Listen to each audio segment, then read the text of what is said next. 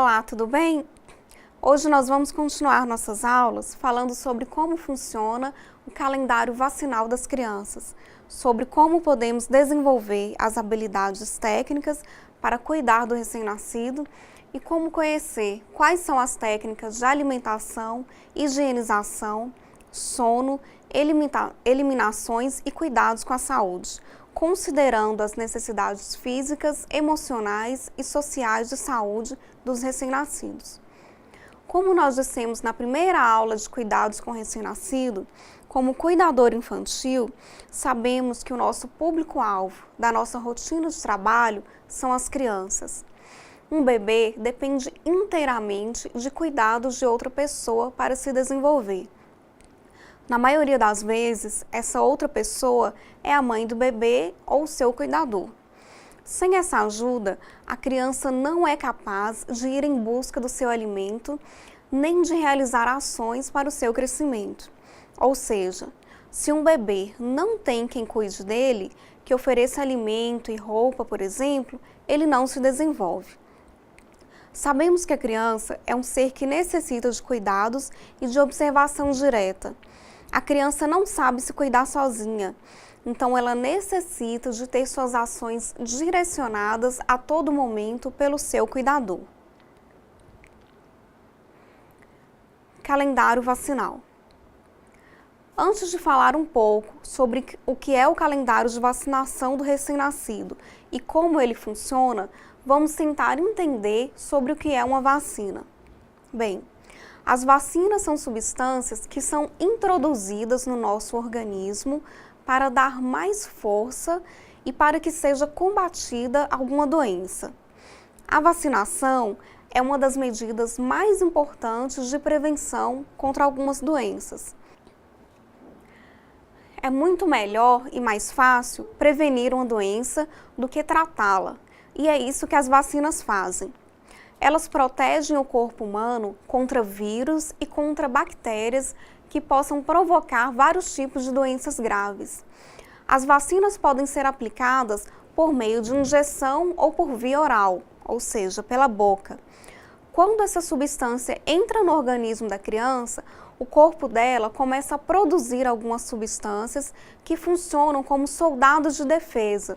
Ou seja, essas substâncias começam a lutar para defender o organismo das doenças que possam aparecer. Essa forma de estimular o organismo a reagir contra as doenças já existe desde os tempos mais antigos. Com a intenção de fazer com que a criança fique protegida das doenças, logo que nasce, a criança começa a receber as primeiras doses de vacina. Foi criado então o calendário vacinal, que é um livro que apresenta uma marcação em datas definidas em que a criança deve tomar a vacina para proteger e deixar seu organismo livre de doenças. Mas você deve estar se perguntando, por qual motivo deve-se ainda vacinar uma criança se ainda há tantos tipos de doença no mundo? Apesar de ainda existirem vários tipos de doenças, as vacinas ainda são uma arma poderosa para ajudar na prevenção de doenças. Elas estão disponíveis tanto pelo SUS quanto na rede particular. Com a vacinação, além de ajudar na prevenção, ainda ajuda a impedir que algumas doenças sejam espalhadas pelo mundo.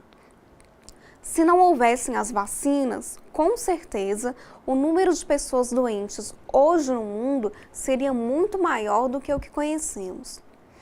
Quando grande parte da população recebe as vacinas na época certa, os micro-organismos que causam as doenças encontram bastante dificuldade para se espalhar por aí. Um ponto interessante é que algumas doenças já foram totalmente retiradas do meio da população por causa das vacinas. Portanto, a vacinação é a maneira mais eficaz no combate e prevenção às doenças. Você, enquanto cuidador infantil, deve estar bem atento para que o recém-nascido já comece a receber todas as vacinas que ele precisa desde o nascimento.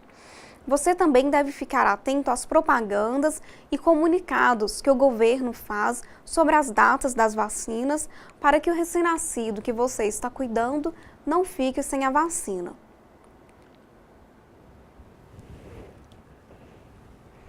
Caderneta de vacina. Assim que o bebê nasce, ainda no hospital, antes de sair, ele já começa a receber as primeiras vacinas. Os pais recebem um livrinho com identificação que é chamado de caderneta de vacina da criança. Esse cartão deve ser bem guardado porque ele serve para que sejam anotadas todas as vacinas que a criança já tomou e quais as datas para as próximas vacinas. O cartão de vacinação, quando devidamente preenchido, é um documento que comprova que a criança está protegida de algumas doenças. A única forma de provar que a criança recebeu a vacina é se ele estiver identificado no cartão da criança.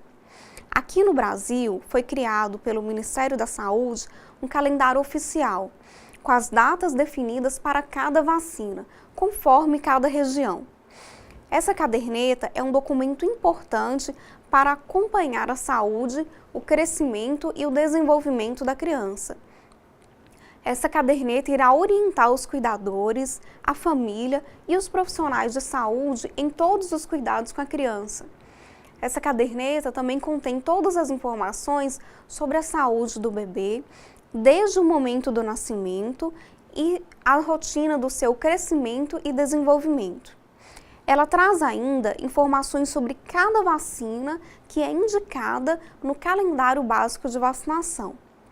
Esse calendário pode variar de um estado para outro, ou seja, algumas vacinas que são indicadas pelo governo aqui em Minas Gerais não serão indicadas em outros estados. Por isso, caso você comece a trabalhar em um local diferente, você deve ficar atento para ver se o calendário vacinal do local em que você está trabalhando sofreu alguma alteração em relação ao que você conhece. O que se pretende com o calendário vacinal é que as crianças sejam protegidas de pelo menos 10 tipos diferentes de infecções. Lembrando que as vacinas também são oferecidas gratuitamente pelo SUS. Basta apenas que você leve a criança nos postos de saúde que sejam mais próximo da sua casa, na data definida no calendário vacinal.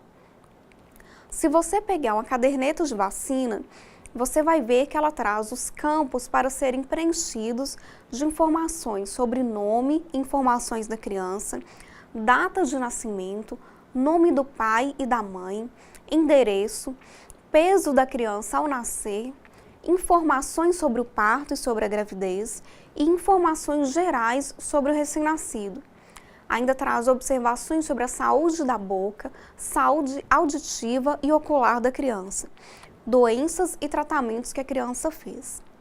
Traz ainda dicas de saúde que são importantes e alguns passos sobre como conseguir que a criança tenha uma alimentação saudável. Em seguida, a caderneta da criança traz alguns gráficos que mostram como está o crescimento e o desenvolvimento da criança. Informações ainda sobre o acompanhamento desse crescimento. Na caderneta, você também encontra informações sobre o desenvolvimento da criança.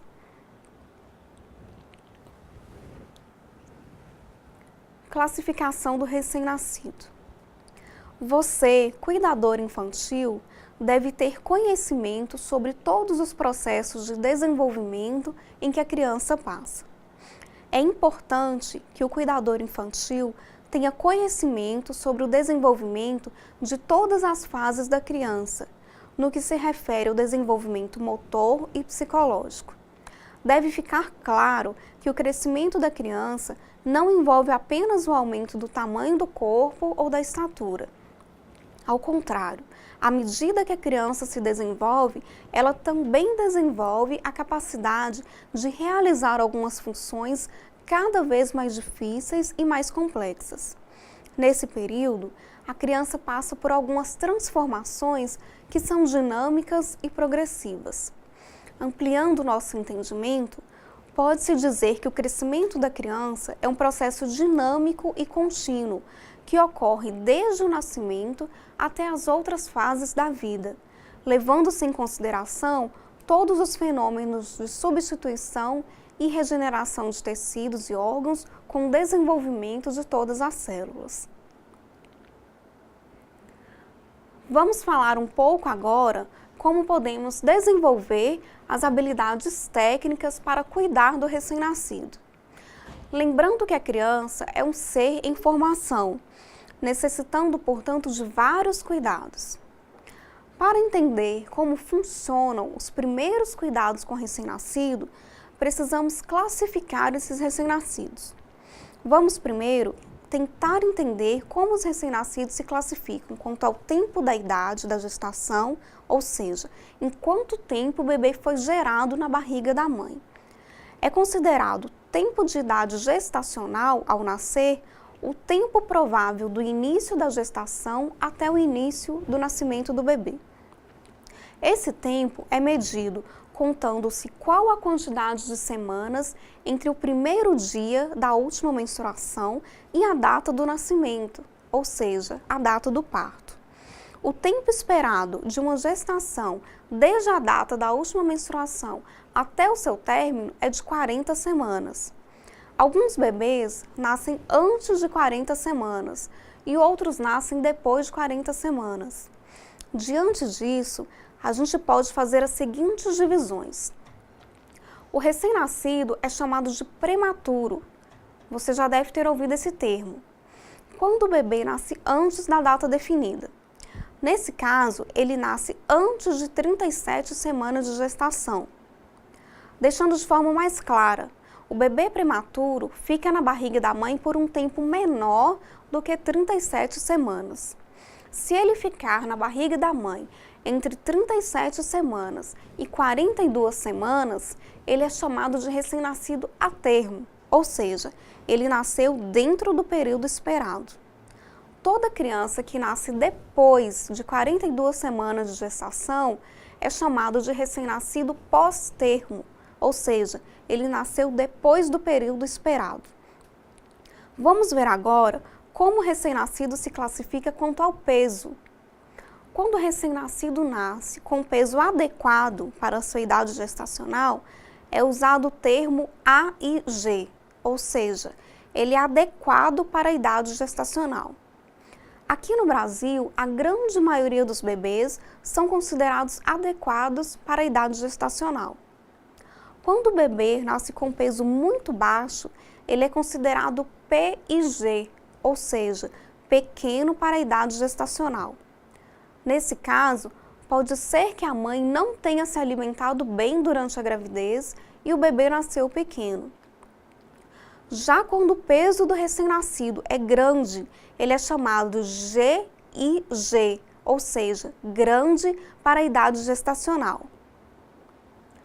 Falando um pouco mais sobre o peso dos bebês, ao cuidar de recém-nascidos, vocês devem saber que nos primeiros 5 dias de vida, os bebês têm uma tendência a perder peso, ou seja, nos primeiros dias eles podem emagrecer.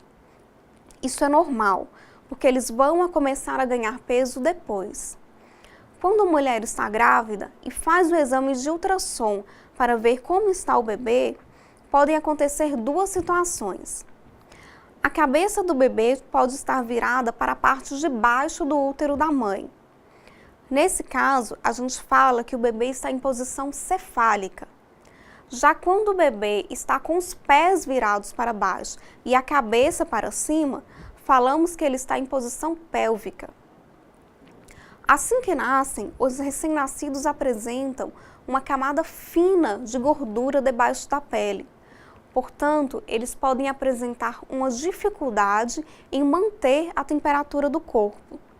Por isso, a gente deve ter bastante cuidado para manter a temperatura do corpo do bebê em um nível adequado, tomando cuidado de fechar a janela quando for tirar a roupa dele para o banho ou quando for trocar a fralda.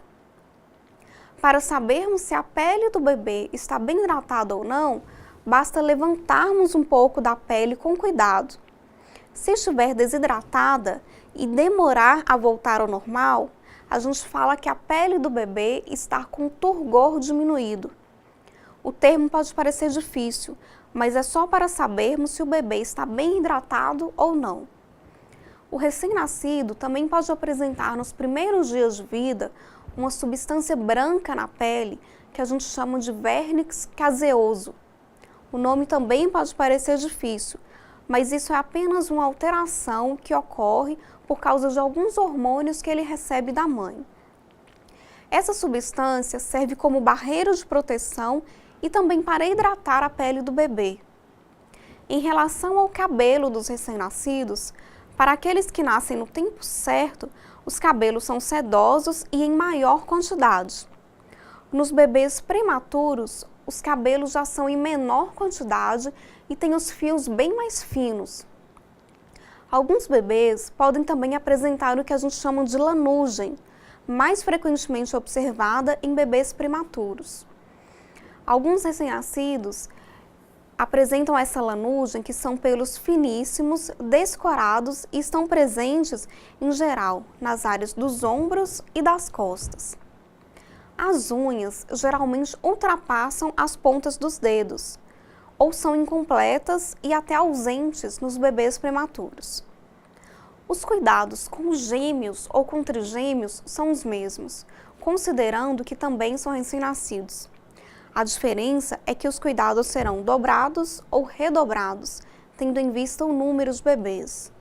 Gêmeos 2, trigêmeos 3 bebês.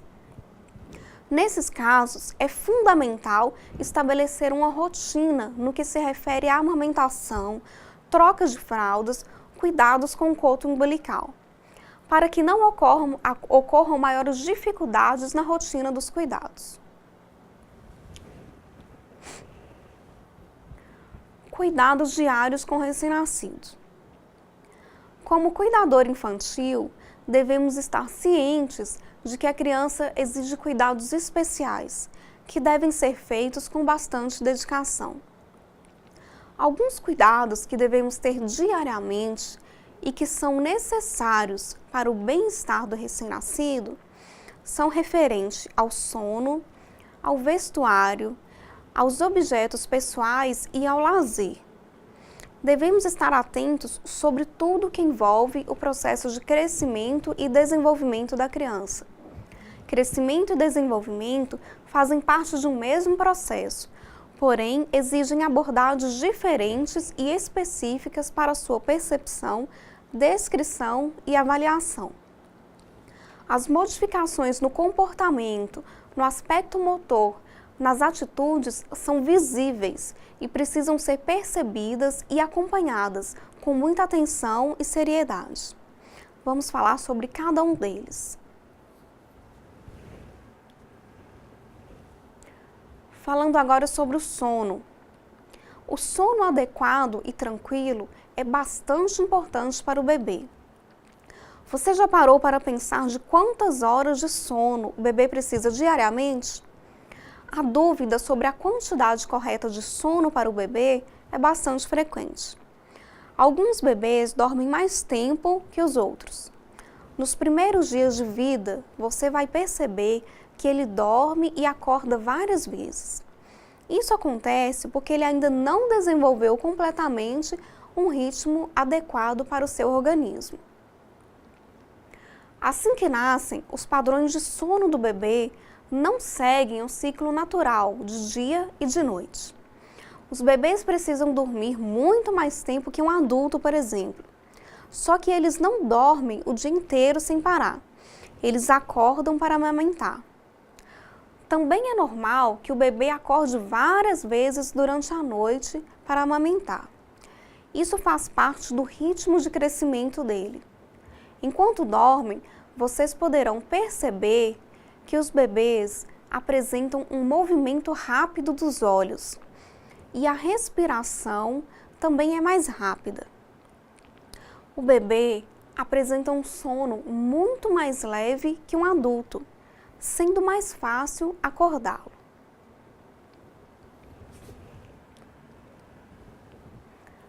Em relação ao vestuário do bebê. As peças de roupa do bebê exigem cuidados especiais na hora de lavar, na hora de secar e passar, para prevenir irritações e alergias. Você deve ter o cuidado de lavar as roupas com sabão neutro antes de usar. As roupas das crianças que são menores de 1 ano devem ser lavadas com sabão neutro e sem o uso de produtos que podem causar alergias. Você não deve usar amaciantes, nem água sanitária e nem lavar as roupas do bebê junto com as roupas dos adultos. O recém-nascido, ele tem a pele mais sensível e sempre existe a probabilidade de contaminação. A partir de 1 ano, a criança desenvolve seu sistema imunológico e a defesa do seu organismo passa a ser um pouco maior. Dessa forma, nesse período as roupas já podem ser lavadas juntamente com as demais roupas da família. É importante passar todas as roupas da criança menor de 1 ano. Para as crianças maiores, é importante passar as roupas de algodão e que são secas em locais abertos e que ficam expostas a micro-organismos e animais que podem deixar penugem ou substâncias que causem alergia. À medida que a criança é maior, deve-se atender à rotina da casa e às orientações da família sobre os cuidados com a roupa.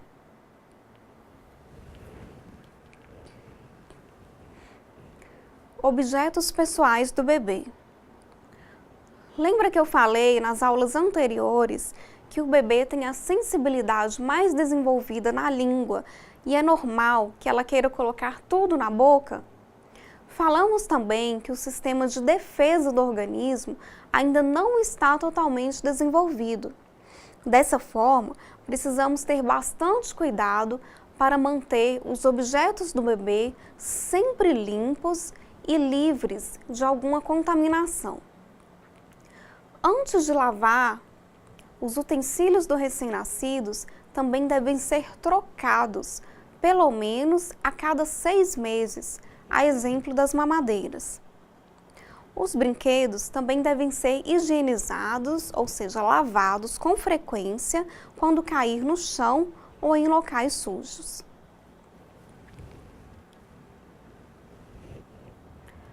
Orientações nutricionais do bebê. Uma boa alimentação assegura um bom crescimento para a criança. A alimentação e a nutrição adequadas são requisitos essenciais para o crescimento e um bom desenvolvimento das crianças. O leite materno tem todos os nutrientes que são necessários para o crescimento do bebê, trazendo mais benefícios do que as fórmulas infantis. Esses benefícios são facilitar a digestão, hidratar o bebê, levar anticorpos que protegem o bebê e que fortaleçam o seu sistema imunológico. Também diminui riscos de alergias, evita diarreia e infecções respiratórias. Eles diminuem o risco de o bebê desenvolver a obesidade, diabetes e a hipertensão no futuro. Melhoram também o desenvolvimento da boca da criança. A Organização Mundial de Saúde recomenda o aleitamento materno já na primeira hora de vida do bebê, de modo exclusivo e em livre demanda até o 6º mês, e pode ser estendido até os 2 anos de vida ou mais. O leite materno ou a fórmula de início 1 se administrará a cada 3 ou 4 horas. Para alimentar o bebê com a fórmula infantil, deve-se seguir as recomendações do pediatra sobre o tipo de fórmula adequada para a idade e a quantidade a ser dada para a criança. Também é importante lembrar que as crianças que usam fórmulas infantis já precisam tomar água, porque o leite industrializado não é suficiente para manter a hidratação da criança. Além disso, deve-se evitar o uso de mingaus até o 1º ano de vida, ou leite de vaca até os 2 anos, pois eles são difíceis de digerir e aumentam as cólicas, além de favorecer o ganho excessivo de peso. As necessidades nutricionais dos bebês são completamente asseguradas pelo leite materno ou através de fórmulas especiais de leite fortificado em ferro até atingirem os 6 meses de idade. A partir do 6º mês de vida, a maioria das crianças já está preparada para aceitar a alimentação pastosa. Nessa fase, ocorre o que a gente chama de maturação da função do intestino e dos rins e o desenvolvimento neuromuscular da criança. Aos poucos, a criança vai criando a capacidade física de adaptar-se a alguns alimentos diferentes, a outras texturas e outros modos de alimentação. A primeira refeição de sal, ela pode ser constituída de uma papinha grossa, cuja base seja arroz, batata ou inhame, acrescido de algumas hortaliças, caldo de carne, alguma leguminosa e um óleo vegetal. Do grupo das leguminosas, podem ser usados caldo de feijão, purê de ervilhas e de lentilhas. As carnes, elas devem ser oferecidas em caldos, como carne de boi e carne de frango. As hortaliças devem ser cozidas e passadas em uma peneira. Alguns alimentos do grupo dos vegetais não devem ser usados, sobretudo aqueles que possam conter agrotóxicos, como tomates, pimentões. Alimentos de sabor forte, como cebola e alho, algumas ervas e alguns condimentos, também não devem ser usados. A amamentação deve continuar em livre demanda após o 6º mês de vida.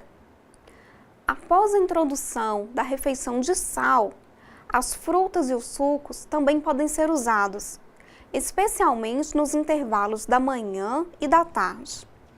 Frutas como morango devem ser evitadas, assim como algumas frutas ácidas, como limão, abacaxi. Se possível, você deve evitar colocar açúcar nos sucos.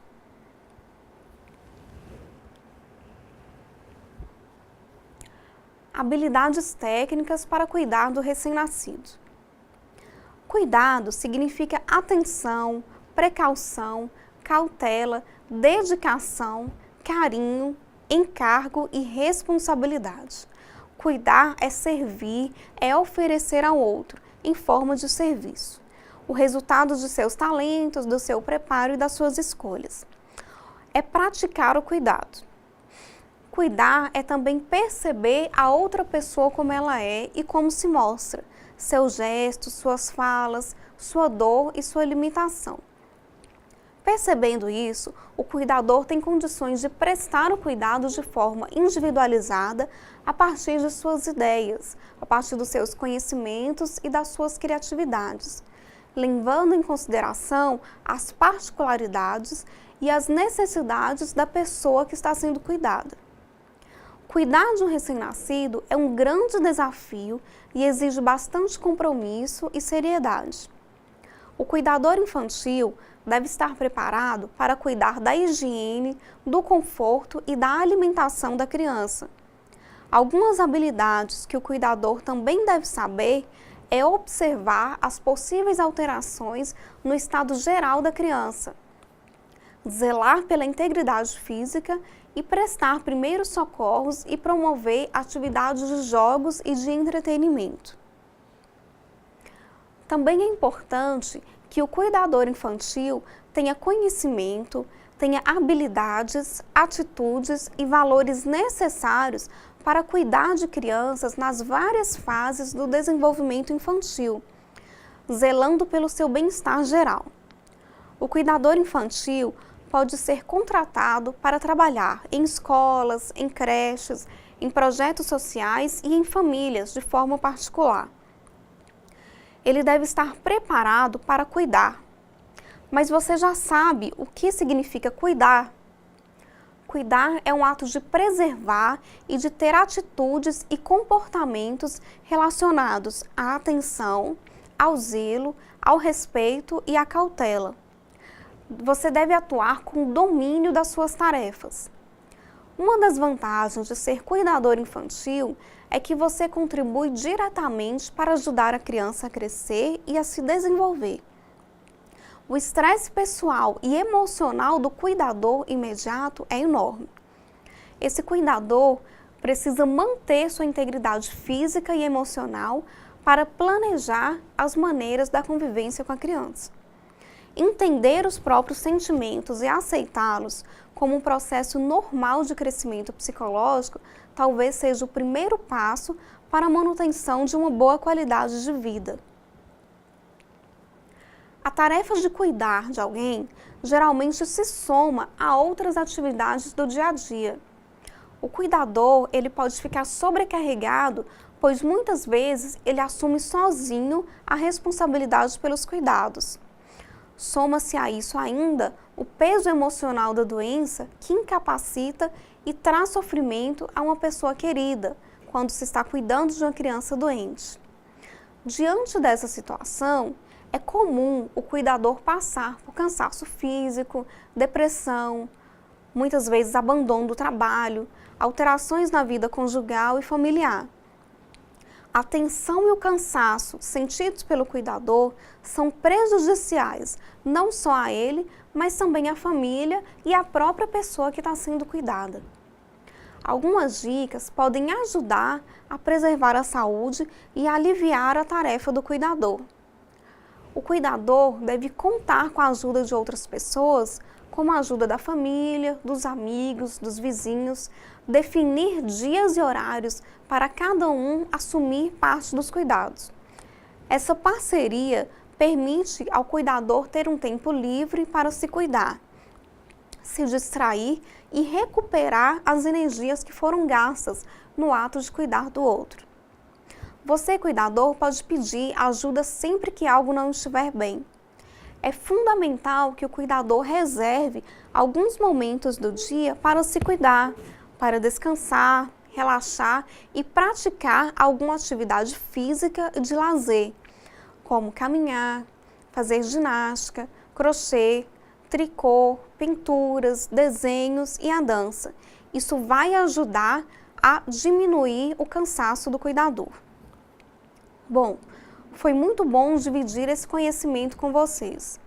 Eu espero que essa aula tenha contribuído para melhorar e para somar o conhecimento. Tudo que foi falado aqui, ele deve servir para que vocês utilizem na vida prática de vocês, enquanto trabalham como cuidador infantil. Agradeço a atenção de todos. Aproveite agora para refletir e para discutir com seus colegas sobre o que vocês aprenderam com essa aula. Obrigado.